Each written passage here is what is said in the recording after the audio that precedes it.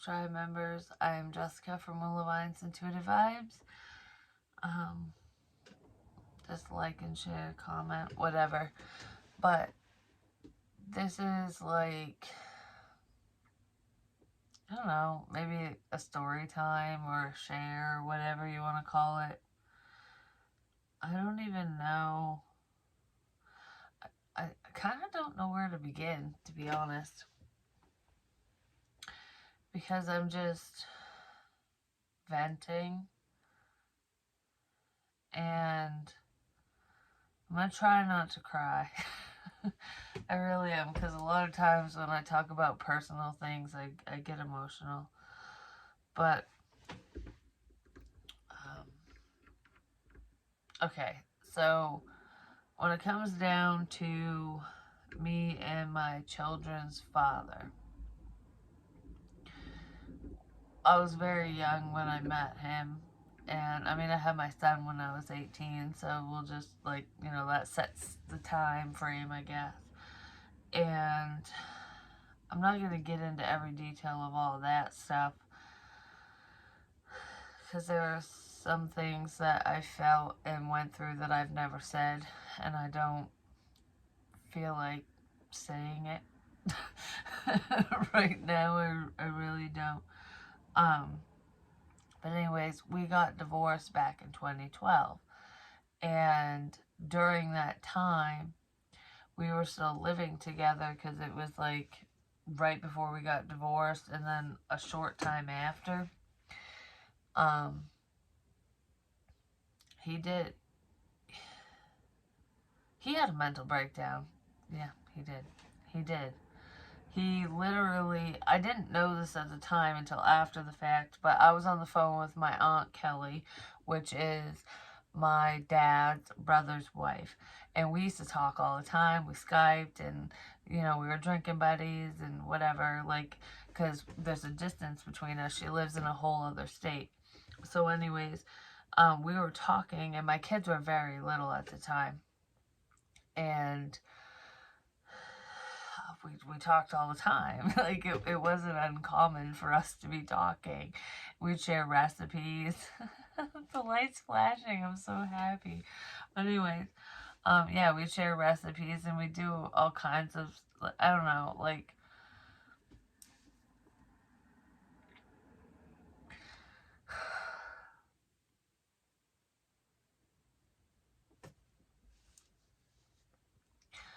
I don't want to cry.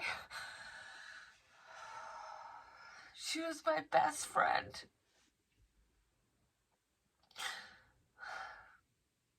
She was my best friend. And if she ever sees this, I hope she knows that even though we haven't spoken, fuck,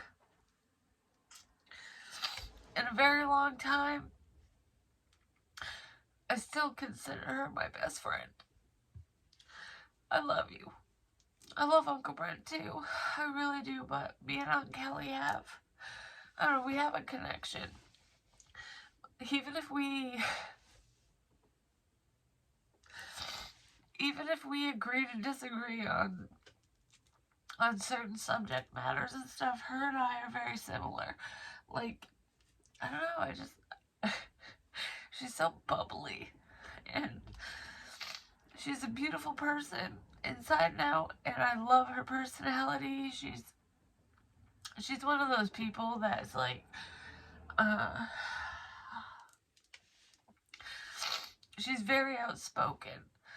And at the time, like back when we would talk all the time, I wasn't. Like, I was more reserved, and she kind of brought me out of my shell, actually. And she is the one that got me to get this oracle deck, the fairy oracles, because she would use it when I was a teenager. And, like, in all honesty, I would say I would have to thank her for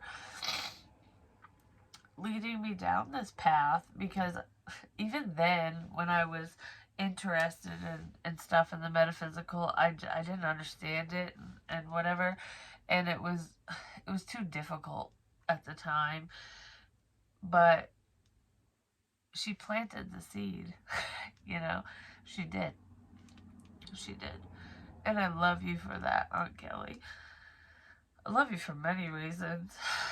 And I miss you. But that's not why I'm on here. So, I'm kind of doing a share, like I said. I've shared things about my life, my situation, you know, off and on, like, you know, oh, I'm broke, oh, blah, blah, whatever, you know, crap that everyone goes through. And I actually had a subscriber today.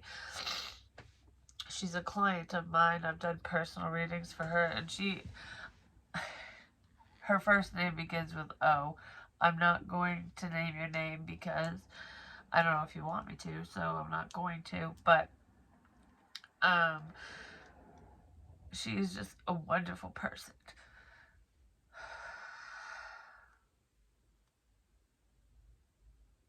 I don't know why I'm going to cry over this. Maybe she is. Um, she's a beautiful... I just heard, just say my name, Alana. You're a beautiful person. Inside now, I don't even know what you look like. I haven't looked at the website you sent me or anything, but your voice is gorgeous. And I just want to say, you will go far. You will. You know what that means. I thank you for sharing, you know, so much with me. I appreciate it. And I know you don't talk to a lot of people and stuff, and neither do I. So thank you. Thank you for your business. Thank you for your love. Thank you for your support. And most of all,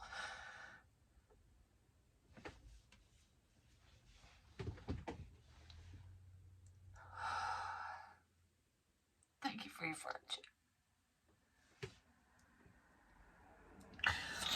I'm going to say that again because when I cry, I just get low.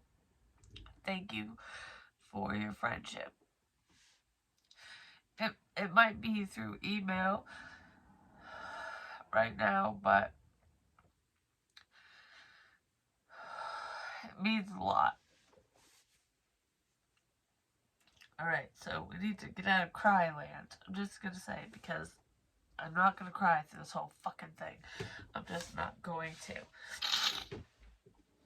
But, alright, so story time. With my situation.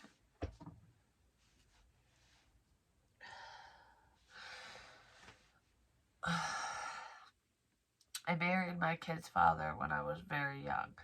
And, you know, I've always had the I don't know, like, not the concept or whatever. Like, it's like when you marry someone, it's forever. You know what I mean?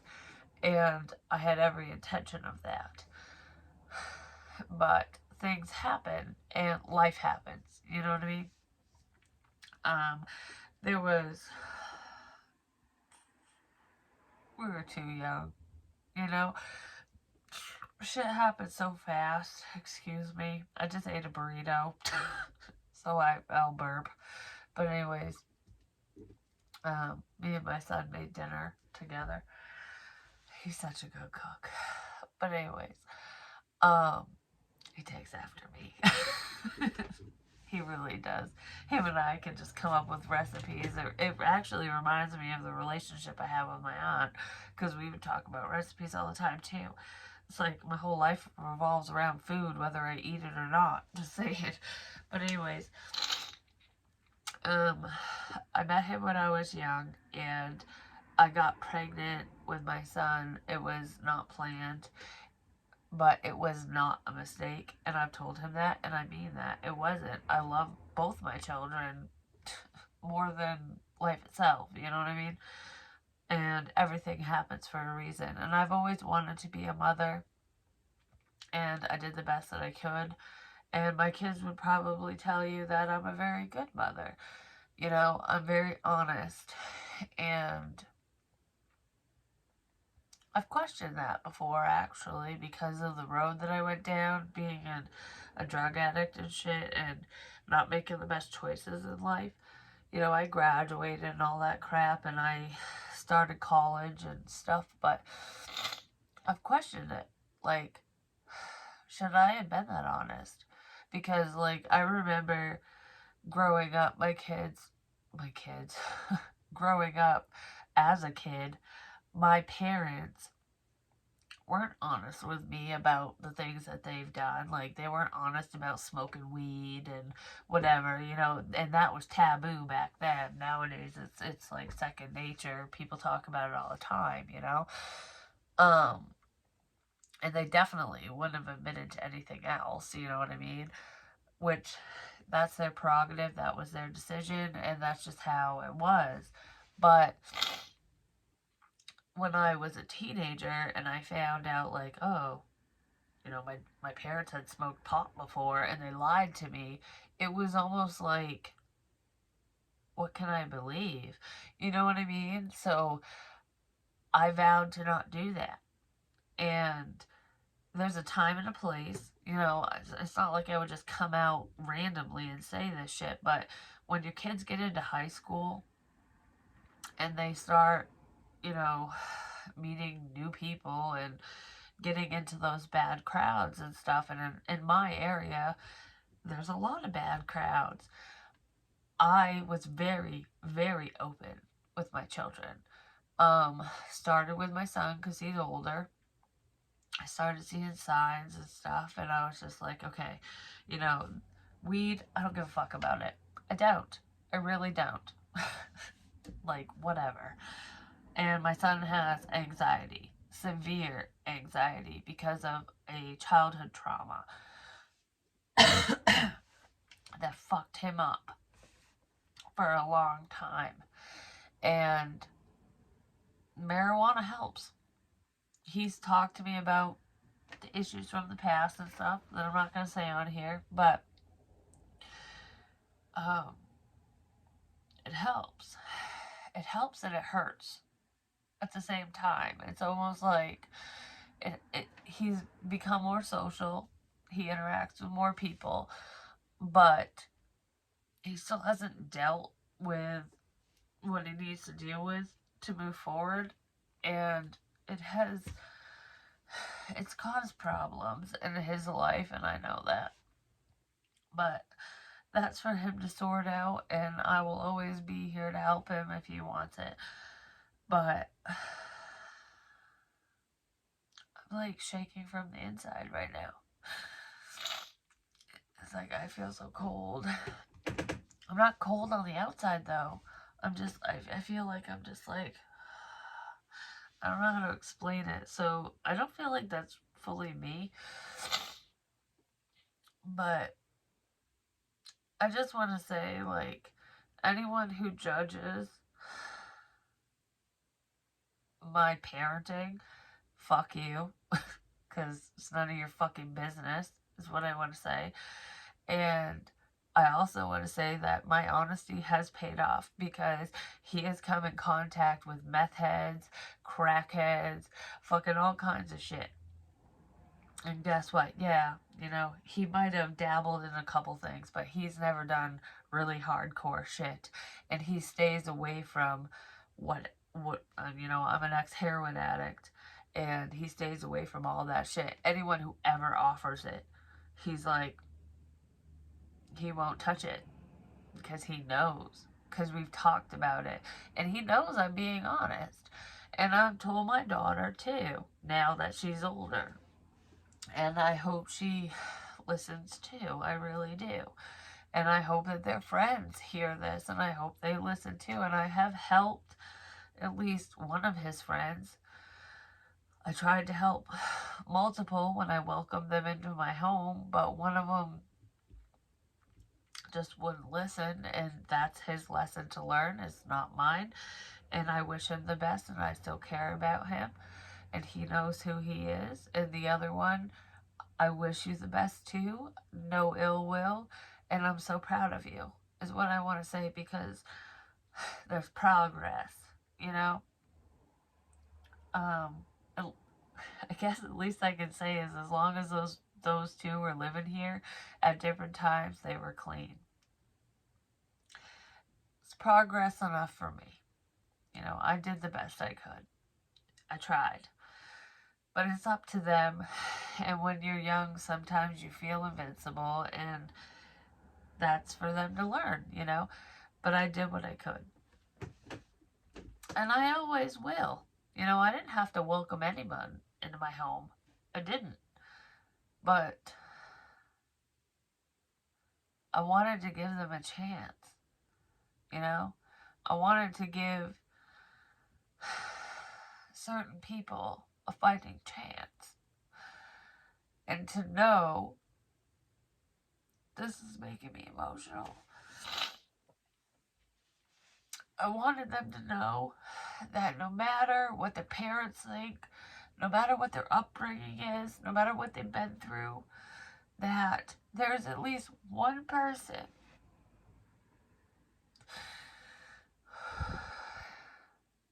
that loves and cares about them enough to make sure that they go on the right path.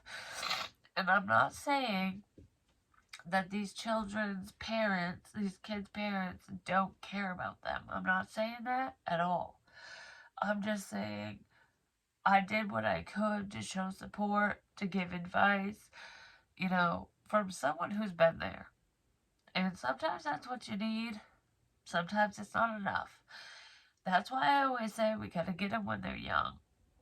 You gotta help the children fight through their shit before they hit the age where they can fall down that rabbit hole. You know what I mean? Because once you're in it,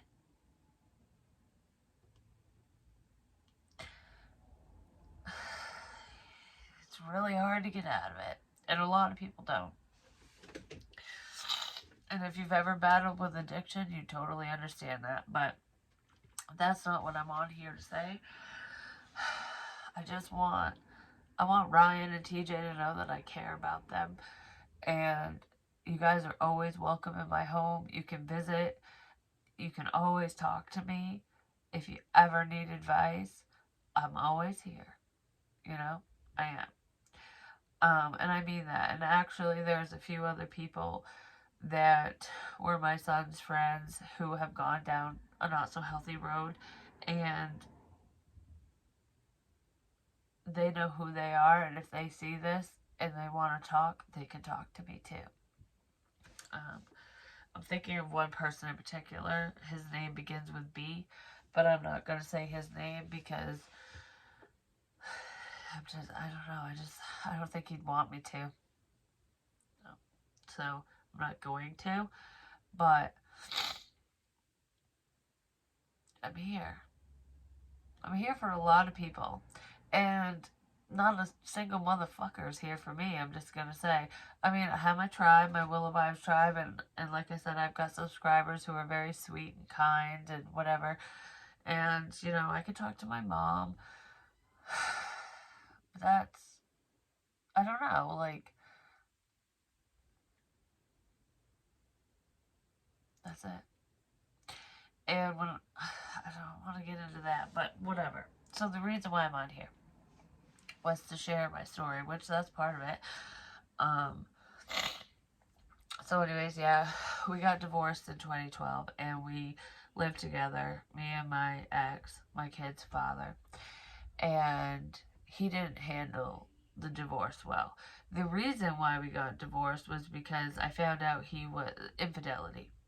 Basically, I'm gonna leave it at that. I'm not gonna go into details because I'm not gonna just fucking completely throw his ass under the bus. But you know, nobody needs to know everything. But anyways, I found out about that, and drugs were involved, money issues, whatever. You know, there was just bullshit. But I couldn't take it anymore. And actually, the infidelity was the last straw. in that situation, and he literally got on his hands and knees and hugged my legs and begged me not to leave. And I didn't know what to do. I didn't know what to say at the time. And it was just like, yeah, I can't, I don't know. I couldn't. And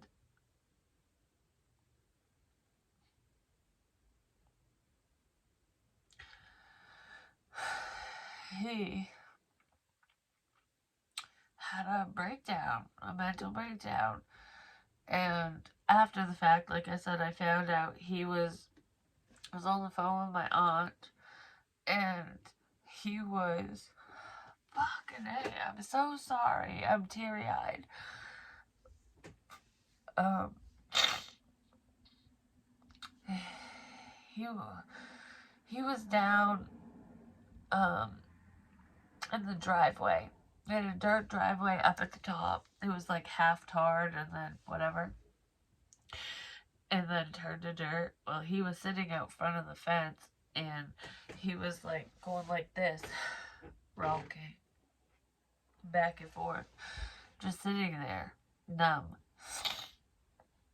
And like I said, I didn't know this till after the fact, but I was on the phone with my aunt, and I'm upstairs and I'm talking, and I knew he was outside, and I was just like, well, what the fuck's going on? Like, that's what I was thinking, because, you know, even though we were getting divorced and all that, it was just kind of like, I still cared, you know? Like, I'm not a heartless person, and I opened up, because I opened up the basement door, because the basement was ground level, and the kitchen and stuff, the main floor of the house was like up an incline. You had to climb stairs to get to it, basically. It was like a split level. And I opened up the basement door, and I'm still on the phone, and I was gonna go down to see where he was and if he was okay or what the shit was going on, because it was unusual, you know what I mean? And the second I opened the door,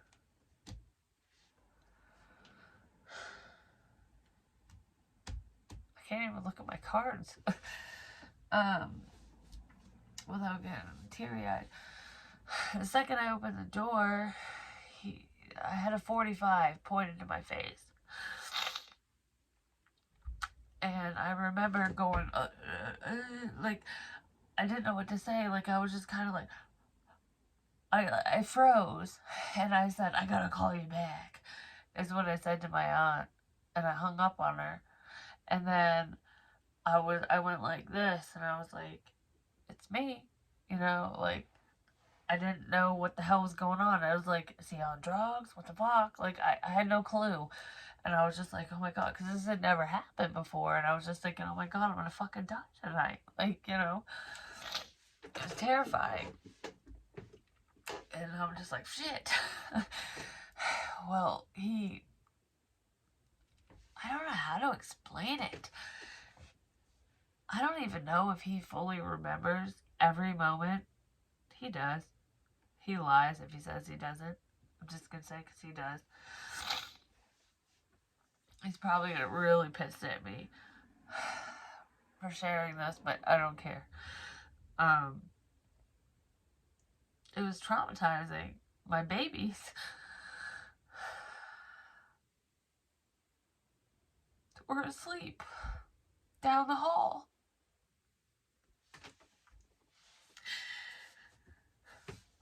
And that's all I could think of. Like, that's all I could think of was, Lord, please, don't let them wake up. Don't let them see this. That's what I thought of. So I was like, trying to explain myself, and he just blankly stared at me like a fucking weirdo. And then he lowered the gun, and I was like, holy shit, you know? And he walked past me, and went straight to our bedroom. And apparently, because this is what the cops told me, because I called 911 because I'm like, you know, I'm not going to be a statistic, you know. He, he just sat on the bed. He just sat there. It's like this. Just blank. Because that's what the cop said, and he's someone that knows him personally and his parents and whatever. It was just, he even said, he goes, yeah, I don't know, I've never seen him like that before. But he walked in there, I called, I told him what happened, and they all swarmed the house, no lights, no sirens, just like all around, and came up. I told them where he was, and the second they went into the bedroom, he snapped out of it and was acting normal. It was like, oh, what's going on? Hey, so and so, whatever. It was like it never happened.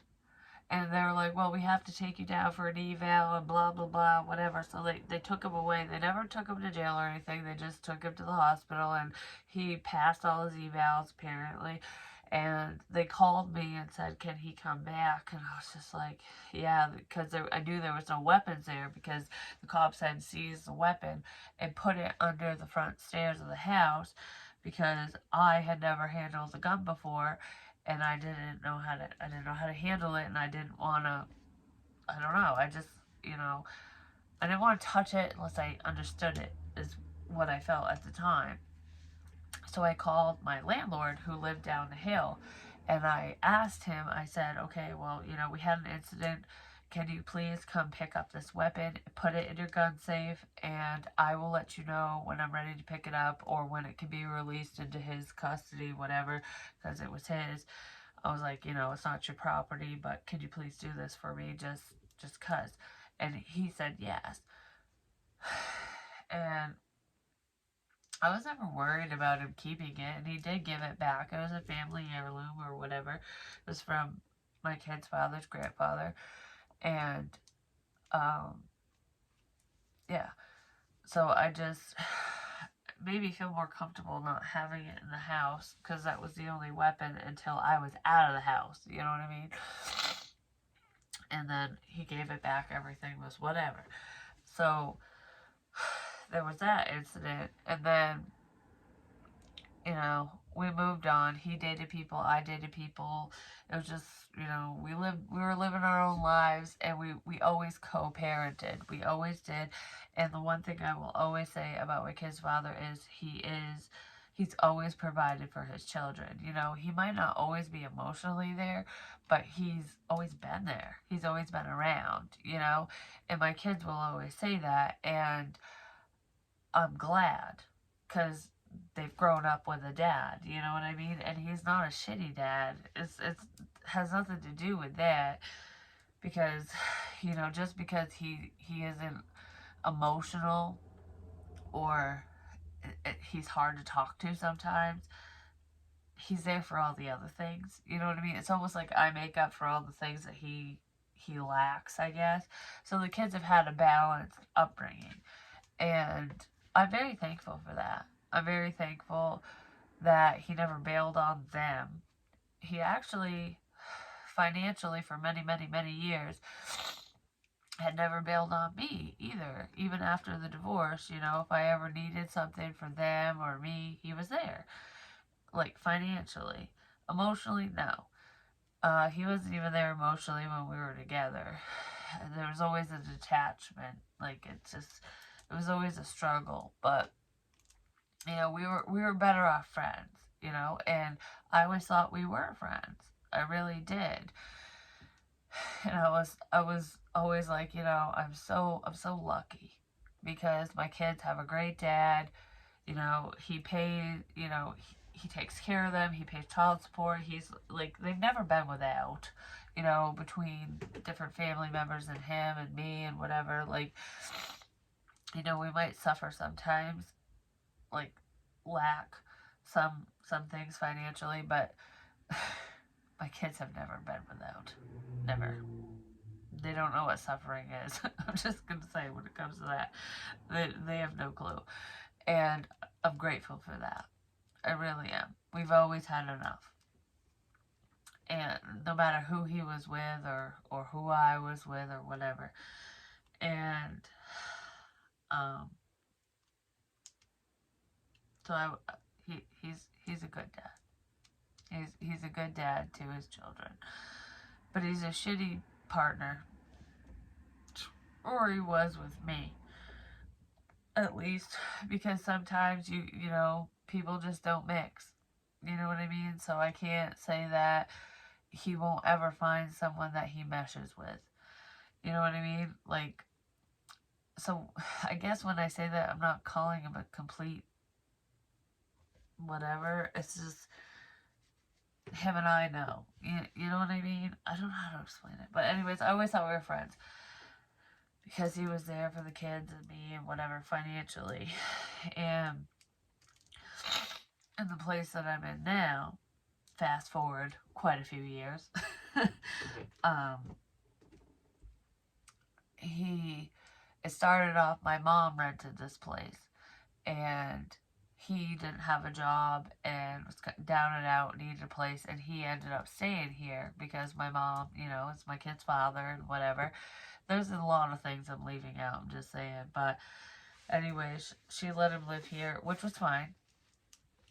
You know, I didn't want him on the street. I would never want him on the street, and he always told me he'd never want me on the street. So I mean, I don't know for sure, but I've never been on the street, and he's always been there financially. Do you know what I mean? So I'm not sure, but regardless, he started living here, and he just kind of stayed. And then when my mom met her boyfriend years ago, moved in with him and whatever, I took over this place. It's in my name, and he was here helping. And you know, I had a full-time job. Everything was going great, and like I was really making good money. I really was. I was making really good money, and I worked at the casino. I was in human resources, and um, everything was fine up until my initial boss retired, and then the new person came in and she fucked everything up, I'm just gonna say, for one. But besides her doing her thing, my my daughter contributed a lot because every single day I'd get a phone call from the school and I would have to pick her up. Like, it was always a problem. There was always a problem, and it interfered with my work, and I ended up on FMLA for her mental health to get things straightened out because she was dealing with whatever and I needed to deal with it so that my attendance wouldn't suck, basically. And it didn't work out that way. I ended up having a cardiac event during that time and I got fired. So for attendance, it was all of that shit combined, and I left before I got fired, basically. But because of, I would have been fired the second I came back, and that's what I was thinking. I'm like, why go back for a day just to have someone sit me down and tell me I'm done? Which is why I left, because I'm not an idiot. I used to have to deal with that shit with other employees, so I knew. And I didn't want to do that. I was already going through a lot of stress at the time, and it was almost like everything was against me. Everyone and everything was just like, fuck you, Jessica. Like, you know, it's like, oh, you're doing good? We're gonna just fuck that up for you. And my kid's father kept saying, oh, that job's so stressful, just quit, just quit. It's so stressful, just quit. And it was almost like he wanted to support me. I don't know if it's a control thing or not, but he would say that, and I would, because I was very stressed about the situation between my daughter and that, and just, it was just like, I can't fucking win, because I was the only one that the school would call, and if they called him, he wouldn't leave work. I had to leave work. Everything fell on me. It always does, still to this day, which I guess that's just part of being a mom, and that's what I signed up for. But you know what? Dads need to deal with that shit too. It's not just a mom thing. But anyways, that's what I deal with. And actually, since the last video that I did where I was like, oh, I was calling again, school's calling, and I was like venting about how stressed I was, she has not called since. She stayed in school. She's doing good. Her math teacher even emailed us and said how amazing she was doing, and she was participating in class and everything. So she's fully capable. I don't know, there hasn't been a problem since I said that publicly. Maybe she saw it. Maybe it's a coincidence. Who knows? But I don't blame her for any of that. I don't blame my kids. Like I said, being a parent, that's a job you signed up for when you became a parent, and there are challenges that come with that, and some of them are not ones you want to deal with. But when it comes to co-parenting, it shouldn't all fall on one parent, I'm just gonna say. But anyways, it's hindered me a lot in the career field. Hell, it even has interrupted my videos and recording times and stuff like that in the past. It's not so much an issue right now, but it was. I've gone through a lot of hurdles. You know, so those who think that I'm fucking Mary Poppins and that I'm just all happy and I'm rainbows and sunshine and I shit gumdrops, I don't. You know, I'm human and I'm having a human experience too. And I've been through a lot, and I'm not even sharing everything I've been through in this moment. This is just like little blips in time. Because if I went over every detail, most of you would cringe in horror over the things that I've gone through in my life. I'm just going to say. This is just one thing. I mean, like, one timeline, I guess you could say. And the fact that I can be happy and positive and carefree says a lot. Because I wasn't always that way.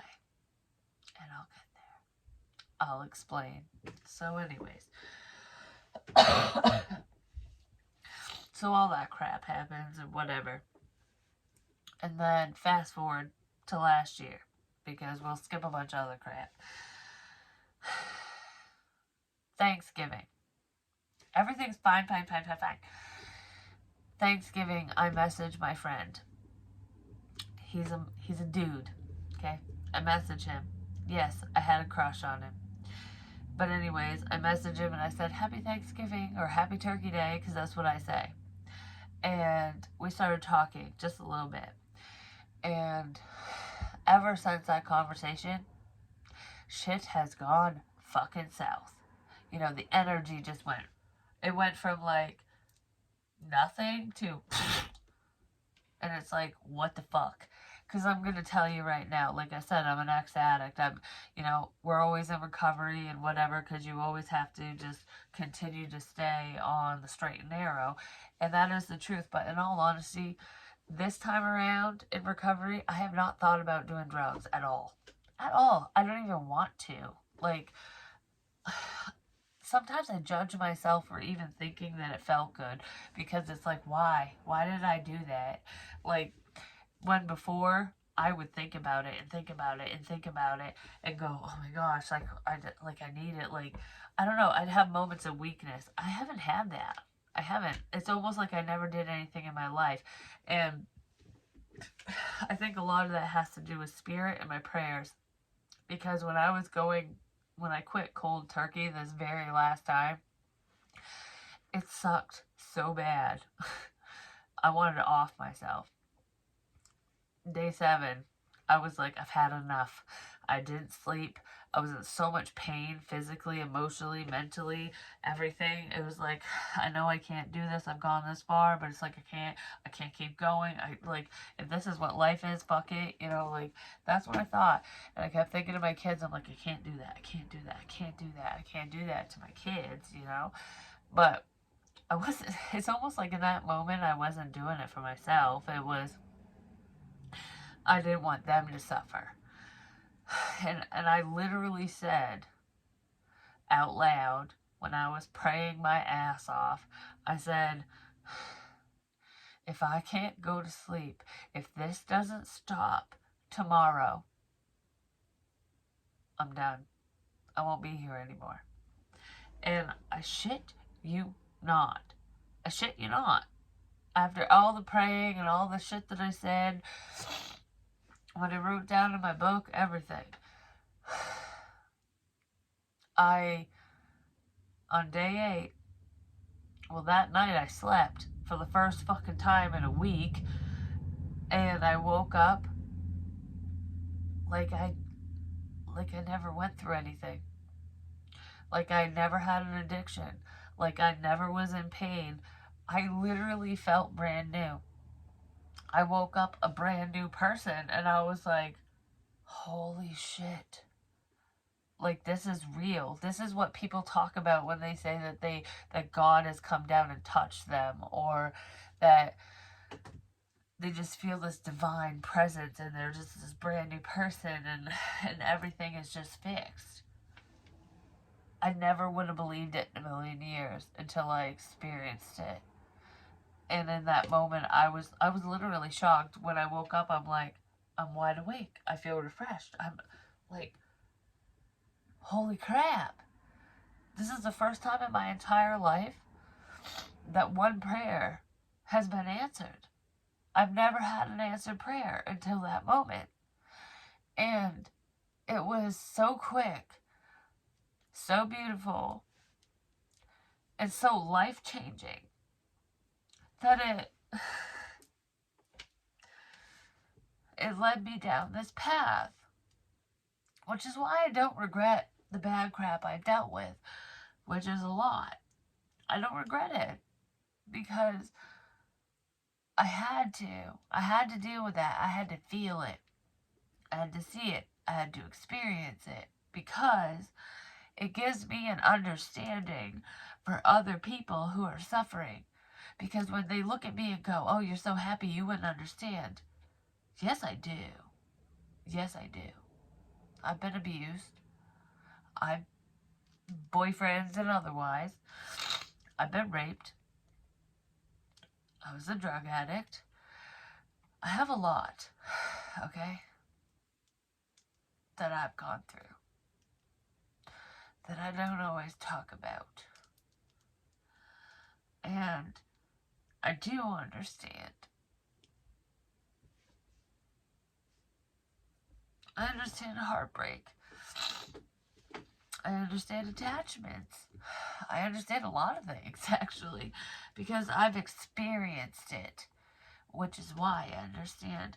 And I never would have thought that any of those shitty experiences would amount to anything until now, you know? Like, that's why we go through certain things. There's lessons tied to it for us to heal and grow and move past it and help other people, you know? Like, what's your journey? What's your experience? How can you help another person get through whatever you went through? You know what I mean? Even if it's something small. Even if it's just smiling at a stranger. Because that matters, you know? Maybe that one smile is the only smile that person's ever gotten. You never know. You never know. Don't judge people. But anyways, so fast forward to the bullshit after Turkey Day. You know, I started opening up spiritually, and I was reading tarot before then, but I wasn't doing mediumship or channeling or anything like that because I didn't think I could. I really didn't. I was new to everything. I knew I was intuitive, but I didn't. My gifts hadn't unlocked those gifts. You know, I hadn't reached that level in the game, if you know what I'm saying. And because I was blocked off due to drugs and my shit choices, you know, and I don't blame anyone for the choices I made when it comes to that. I really don't. I just want to say that for the record.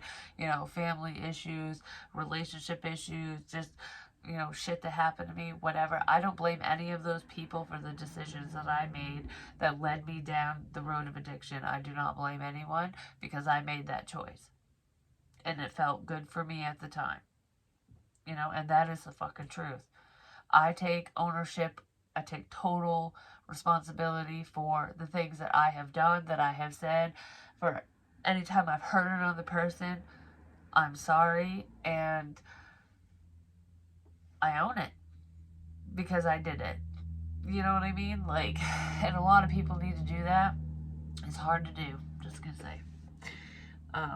Because your pride takes a real hit when you fucking take responsibility for shit sometimes. But anyways, that's when things were going great. I was feeling better. I was doing better. I started channeling more. I was doing more readings. And I was just like getting back in touch with myself and just the energies around me. And it's like, I really want to help people. That was like my driving force. I want to help people. I want to help people. I want to help people. And that's what kept pushing me forward because it wasn't about me. It's through all of this, any experience, it was never about me. It was about other people. And I've always felt that way. But sometimes people don't like that. I'm just going to say, especially if they're not capable of doing that, I guess. I don't know. Whatever the reasoning is. But when I was talking about stalking and crap and someone listening in and watching, that's real. That was happening to me. It still is to a degree. It's not as bad as it was. But I just want to say for the record, I'm not naming names, but I fucking know who you are. And you know that I know. But anyways,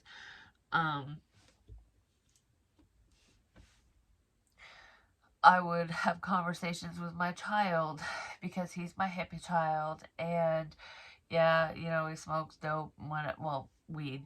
I'm gonna say that because, you know, sometimes dope is other shit. No, he don't do that. It's just like weed. And he's tripped before. So, and he's very honest with me and open with me because I've been honest with him, and that's, you know, I'm not sitting here saying that I've condoned things and that gave permission, but he will openly tell me what he's experimented with, you know what I mean? And we'll have long conversations about it.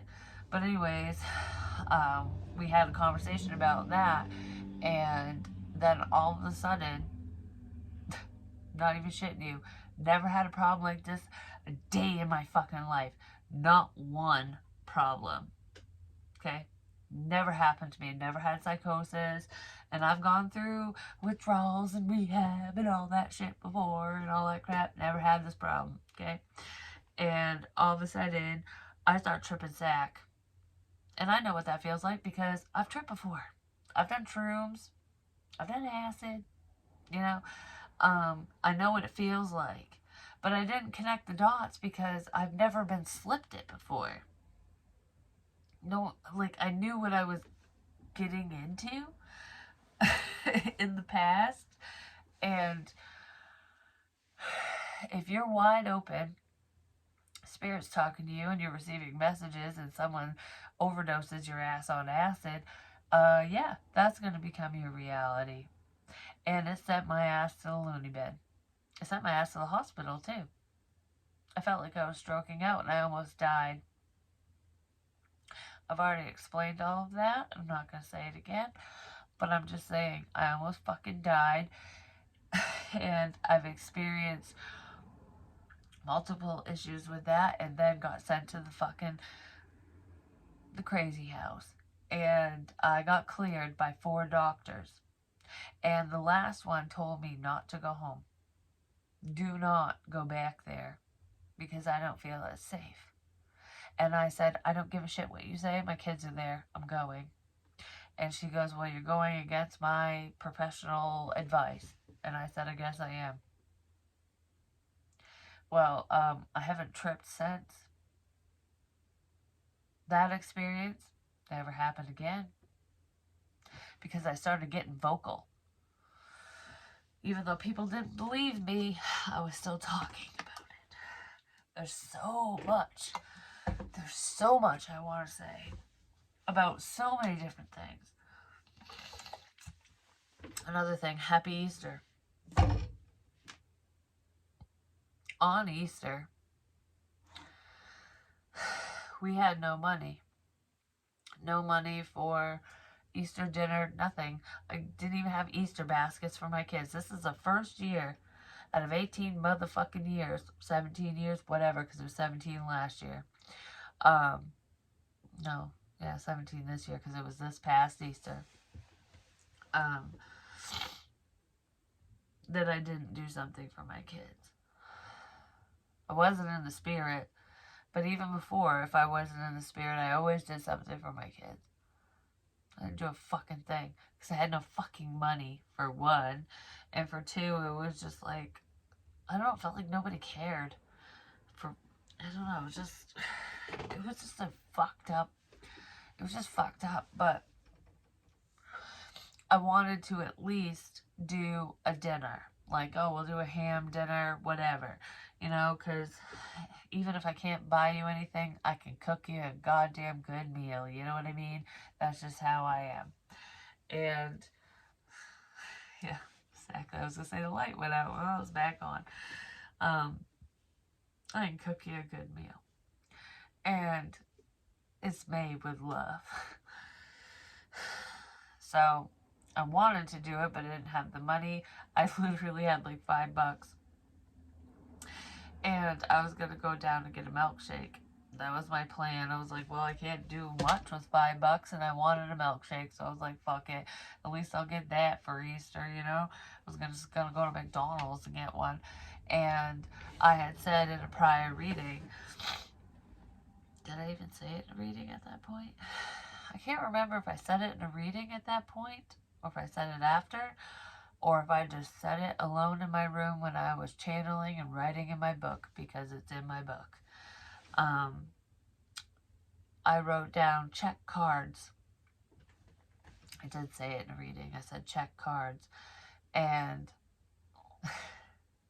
someone misinterpreted that and checked the school food stamp cards, because during COVID, the school had given the kids each a card, and they were giving, you know, low-income families food stamps, basically, on these school cards. Well, my kid's father, it was that same fucking day. Yeah, I hadn't even uploaded it yet. That's what it was. Because I literally said it on Easter. I said the check card thing. That was in one of my readings. And I walk downstairs as it's uploading. And he walks out of his room really quickly into the kitchen and goes, I checked the cards. And I was like, you checked the cards? Like, what? I was like, what cards? Like, what the fuck are you talking about? And he goes, the food stamp cards. There's $300-something on Emma's card or something. Because I had Logan's card, he had her card or something like that in our wallets. And I was like, oh, okay, cool. You know, I was like, good, I can get Easter dinner. I was like, I'm going to go out and I'll go pick up a few things so I can make dinner for everyone. And he goes, okay, well, because he told me at first, he goes, I was cleaning out my wallet. And I saw the card and I called and I checked on it. And that's when he found out how much was on it. And I was like, okay, cool. You know, give it to me. I'll go down and pick up what I need to make dinner. And because I was getting ready to leave anyways, and I would have passed the store to begin with. So it was just like one trip, you know. And he goes,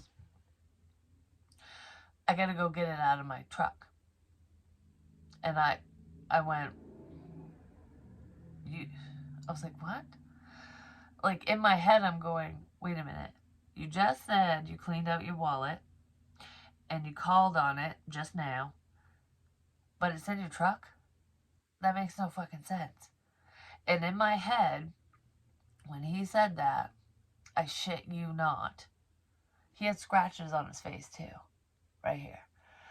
And he was wicked red faced and he was acting funny. He was tripping over his words, like he couldn't really say what he wanted to say, like he was nervous or something. And I was like, okay, you're acting funny. What you just said doesn't make sense.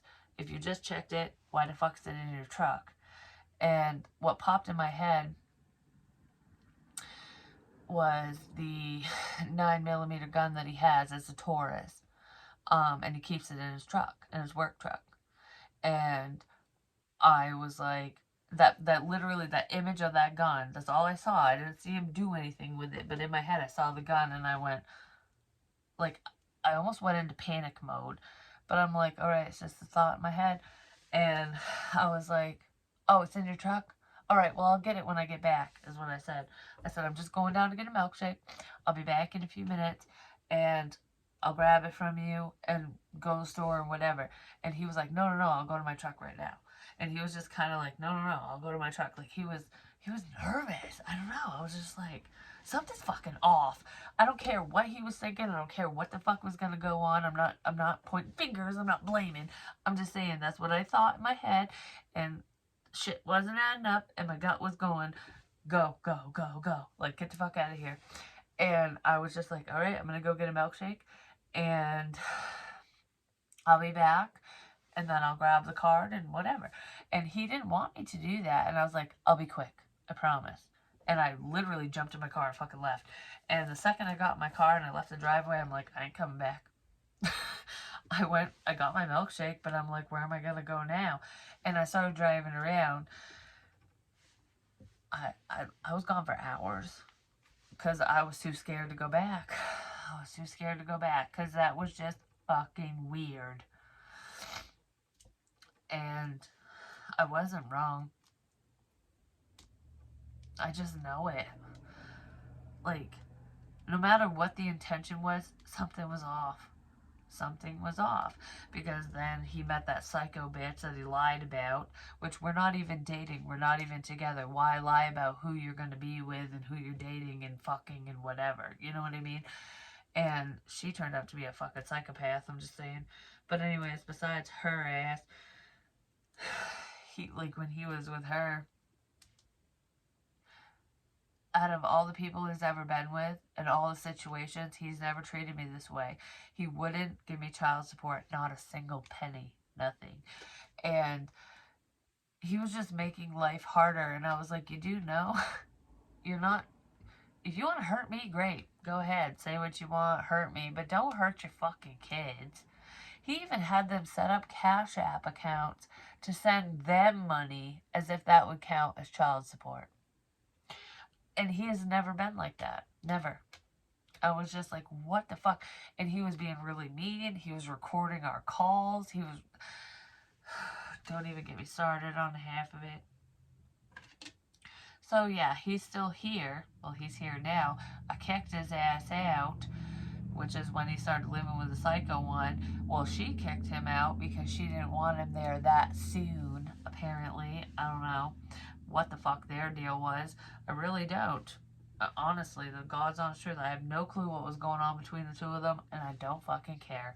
But anyways, he come over to see, it was around Memorial Day, I believe. Is that when it was?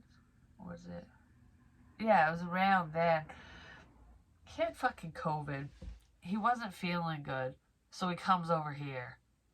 Oh, I don't feel good, so I'm gonna get everyone sick, even if I don't know what it is. So he looks like he feels sick. He spends the day with my daughter, goes to the cemetery, all that crap. It was after Memorial Day, like a couple days after. And you know, talks about his family and crap, goes down there, whatever, comes back and tests himself for COVID, comes up positive, tells me he's going to sleep in the truck. And I was like, are you fucking kidding me? He had nowhere to park the truck, nothing. So he would have been in my driveway, sleeping in his fucking truck. And guess who would have been the bad guy? Me. Because mom's making dad sleep in the truck.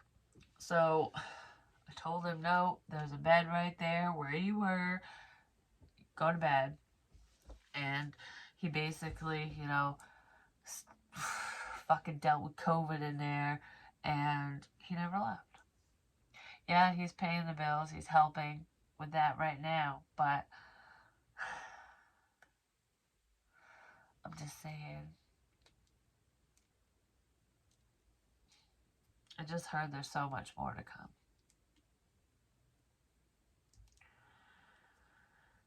I don't know what that means. I don't, but, like tonight, for example, me and my son made dinner, and, I was joking around with him because he lives here, he's here, and he was just being a fucking asshole. He's just being a cocksucker. It's almost like you can't even say hi to him without him being like biting your fucking head off. And it's like,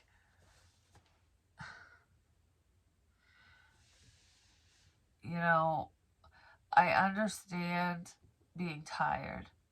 I understand working. I understand being on call. You know, he's always had a job where he was on call as long as I've known him, whether it was the fire department or working in the business he works in, like different companies, whatever. He's always done something like that. And so I get it, but I work, I take care of the kids, I take care of the home, I make sure everyone and everything is fucking fine all the time. And I put myself last every single fucking day, you know? I mean, well, no, not every day, not anymore. I put myself first more often than I ever used to, which probably pisses people off, and I don't give a fuck. If that pisses you off, fuck off, you don't belong. Just saying. But anyways, um, I'm not lazy. I'm not someone who just sits on my ass and doesn't do a motherfucking thing. You know what I mean? Like, I earn my fucking keep. And I make money too. You know, I might not make a lot right now, but that's temporary. And I promise every motherfucker that. I'm just saying. But I'm tired too. And I don't treat people like shit. You know? You know? It's just so fucking frustrating sometimes. And I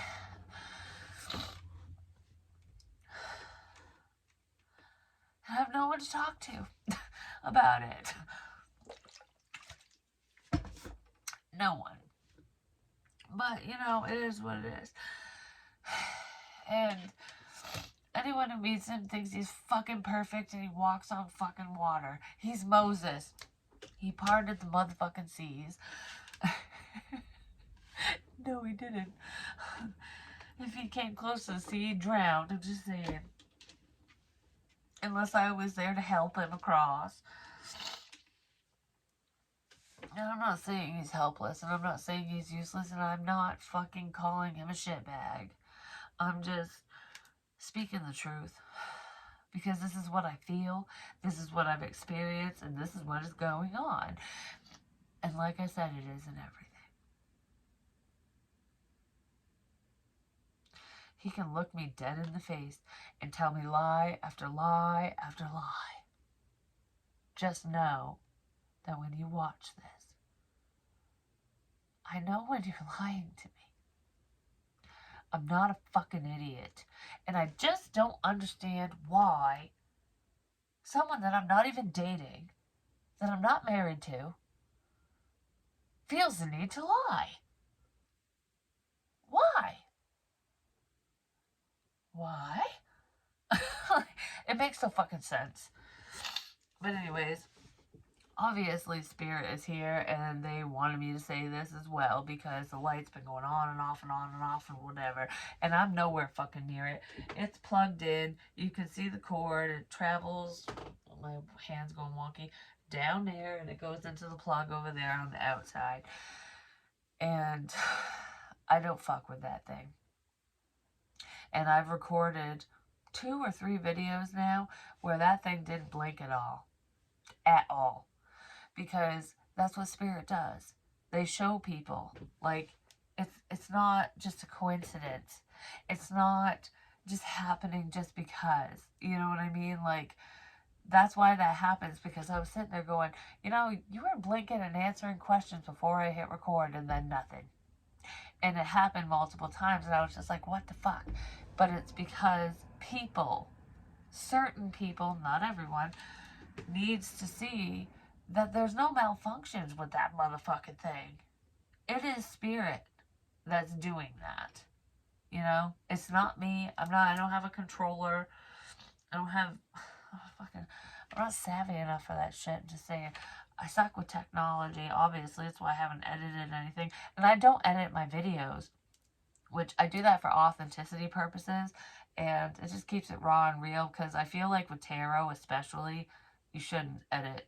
You shouldn't. Unless there's like a long pause, but even then it's questionable. It's like, why are you pausing?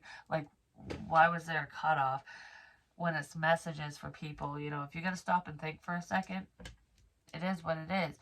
But if it's like, you know, you're creating a video, like a movie, a mini clip or movie or something, that's totally different. But this is like, you know, messages from Spirit, from above, whatever. If you're delivering messages to people, you should just keep it 100% authentic. That's my opinion. You know, you can add an intro and crap like that, but you know what I mean? It just, people sometimes need to see the process. And the process is we don't always talk a mile a minute.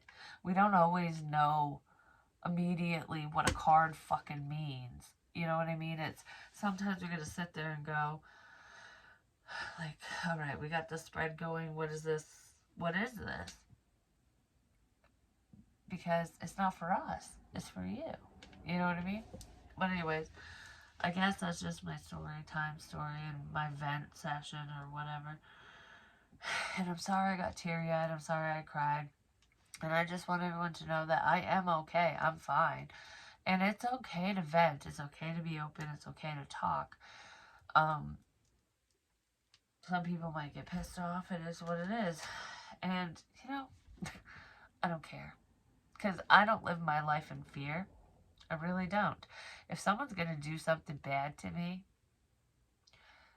they're going to do it regardless of what is said and done. Do you know what I mean? Like, it's just a matter of when with certain situations. And I'm not saying that's going to happen to me or whatever. I'm just saying, like,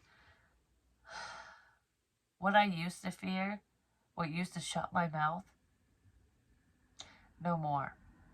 Because I want to give a big fuck you to everyone who thinks that victims of any type of abuse or control or manipulation or whatever you want to call it should be silent. No. You shouldn't. You shouldn't have to be. You should be able to speak your truth to whoever the fuck you want to speak it to, whether it's the world or one fucking person. You know what I mean? And anyone who judges me can kiss my white fucking ass. I love you guys so much. Thank you for your love and support. And just for listening. If you made it this far, you're amazing. You're a trooper. Keep fighting the good fight, and you'll make it farther than you think. I promise. Peace.